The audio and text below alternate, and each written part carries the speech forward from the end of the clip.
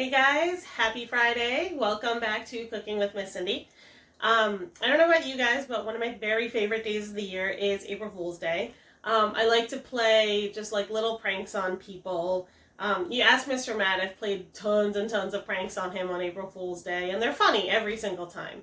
I can't really do that this year since we're not going to work and we're all kind of staying away from each other. Don't worry, Mr. Matt, I will get you next year. I know you were very, very concerned, but it's still coming.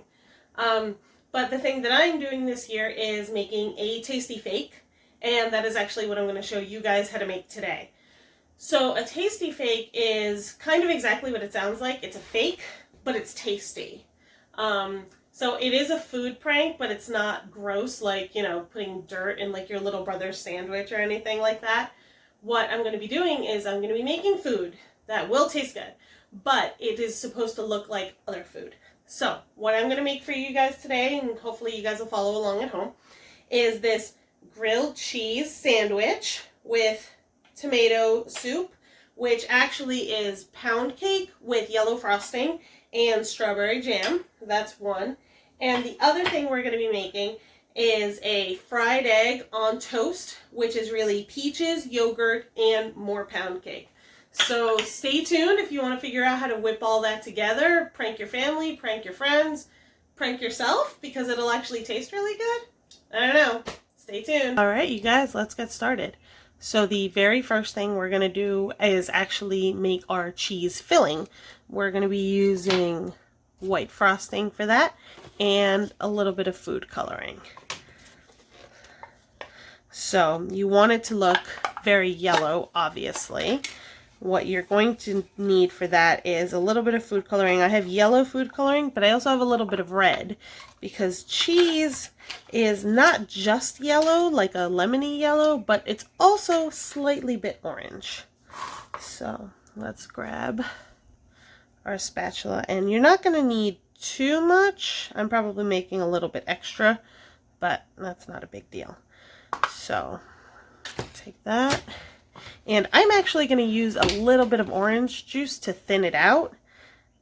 This is completely optional. You don't need to do it, but I want to do it. And also it'll add a little bit of that color that we need. So we're going to take that and you're going to mix it slowly. The frosting is thick, so if you mix too fast, you're going to make a mess. And what you're going to do is slowly want to incorporate that color, that juice in, that liquid. You see it's starting to thicken up a little bit again, so it's starting to make less of a mess. And eventually it will be very, very smooth. And I got a little bit on me. That's fine. It's not a big deal. It doesn't matter if there's like a few lumps in there. You're going to be mixing it more again later. So don't worry about it too much. You just want to incorporate that as best you can. See, that didn't actually add a lot of color. It made it vaguely yellower, but not all that much.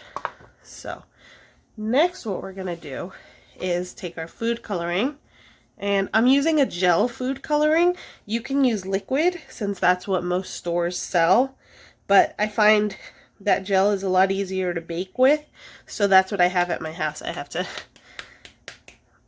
get it out a little bit just because, whoop, there we go. I've used it a lot more. And for the red, I'm also using a gel, but I'm going to use a lot less than I did with the, there we go, with the yellow. I want it to make an orange. I don't want it to be too red.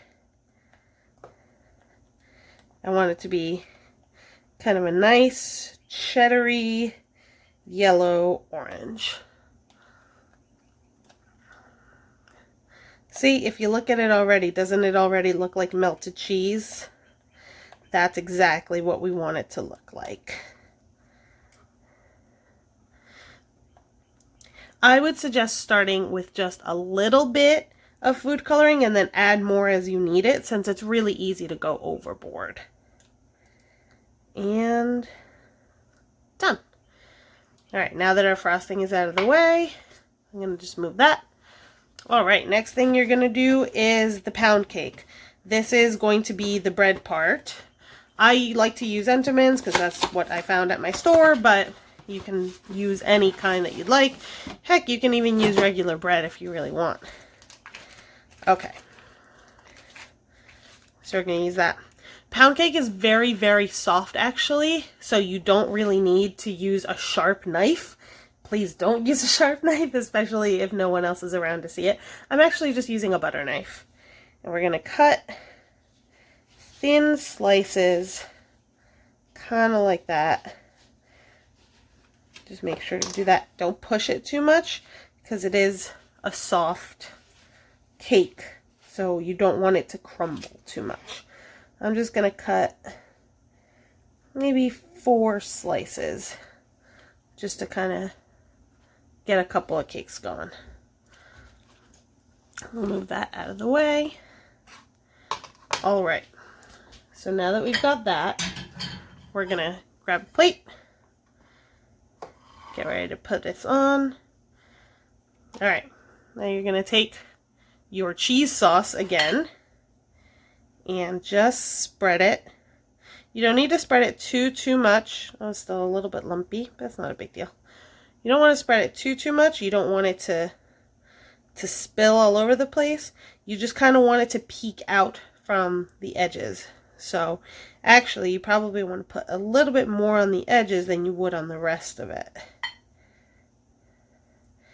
Yeah, you kind of want it to look like the cheese is leaking out just a little bit. Let's put that down. I'm going to take that, and it spilled a little bit.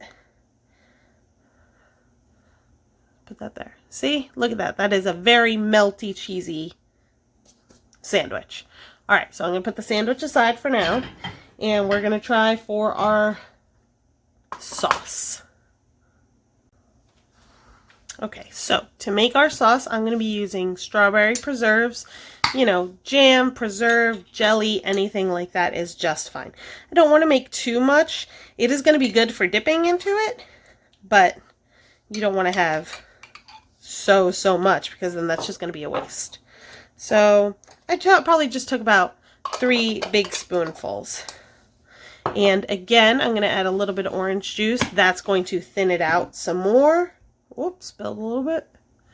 That's going to thin it out a little bit more and add a little bit of color to it because strawberry jam tends to be slightly more pinkish than the deep red that a tomato juice has.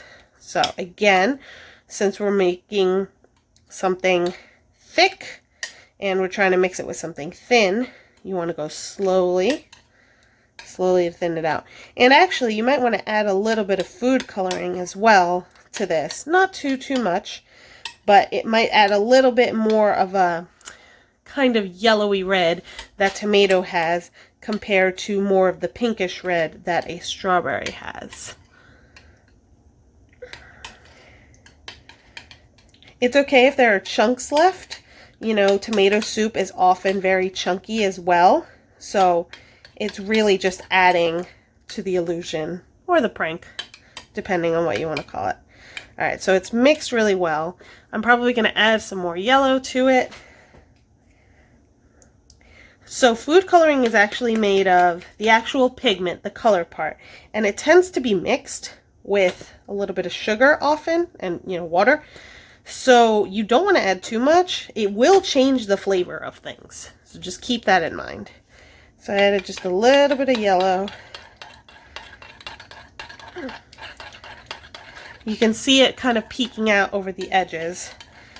We're just going to keep mixing all that in. What you want is a uniform color. You want it all to look about the same. So you want to make sure to get those edges mixed in, and actually make sure to scrape the edges a bit. Get that going. It looks kind of mustardy from here.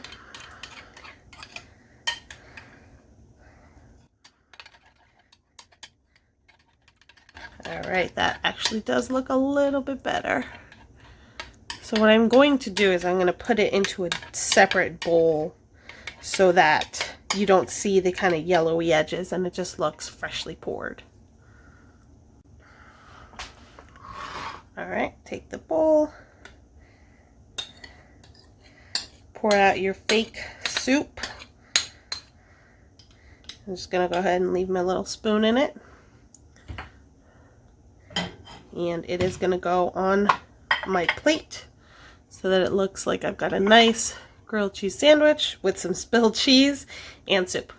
Now I actually have some cinnamon here, and this step is optional, but I kind of like to add it because it adds a bit of a touch. So what you're going to do is pour the cinnamon out into your hand. Never pour it directly onto there. It's very easy to put too much cinnamon in.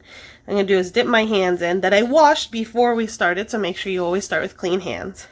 And kind of tap the sandwich with your cinnamony fingers because that's going to make it look more toasted. Plus, it's going to add a delicious flavor.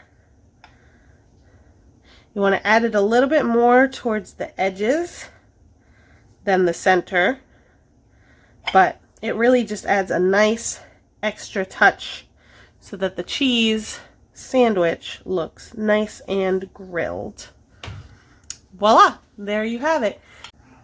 Okay, so on to part 2. We are going to be making a fried egg on toast. So first thing we're going to do, actually I'm going to move this plate out of the way, is we're going to grab our bread again, same bread as before.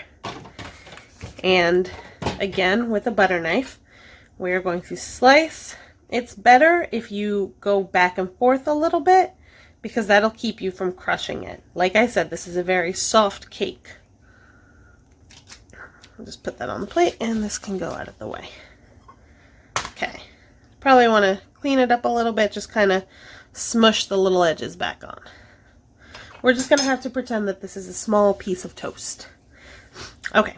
Now what you're going to do is you're going to take your vanilla yogurt here. Alright, so what you're going to do is make sure you mix it. Sometimes yogurts will separate and get a little bit watery. You don't want that. You just kind of put a nice round spoonful. Now I'm going to make it slightly bigger since the toast is supposed to be kind of small. I'm going to just spread it out a little bit. You don't want it to spill too much over the edge. You just kind of want it to make a vaguely round shape. It doesn't need to be perfect either because, as we know, eggs are not perfect. All right, so I got yellow peaches in a can. What you probably want to get is halved peaches, which is just a round peach sliced in half. However, as we all know, the supermarkets don't have everything in stock right now, so you get what you get and you don't get upset. So what I got, and I didn't get upset about, was these sliced peaches. So what I'm going to do, whoop, they are a little bit slippery. Oh my gosh. All right, what I'm going to do is put them together so that they kind of form a half circle, because that is what you want. You want it to have roughly a half circle shape. And these are coming in their own juices, so they are actually going to be pretty wet, and that's a good thing because you kind of want that goopiness. Whoop! You kind of want that. Okay, well, it's going places. You want that goopiness to kind of add a little bit of that like shine that eggs have. So if you have halves, this will look a lot nicer than mine, but you want to kind of put it together here, and if you have like secret toothpicks, you can always use to keep it together. Oh shoot, here we go. There we go. So now it just kind of looks like one big giant egg on top of a small piece of toast. Alright guys, I hope you liked that. I hope you learned something. I hope you prank people. Actually, I would also love to see what you made if you make it. So if you make anything from the Cooking with Miss Cindy videos, what I want you to do is send it to me. I'll be over at this email address right here. And I will probably either post it on our Facebook page or post it in the next video. I just really want to see what you guys are cooking. And if you prank your family, please, please tell me about it because I'm going to think it's hilarious no matter what. So until next time, bon appetit!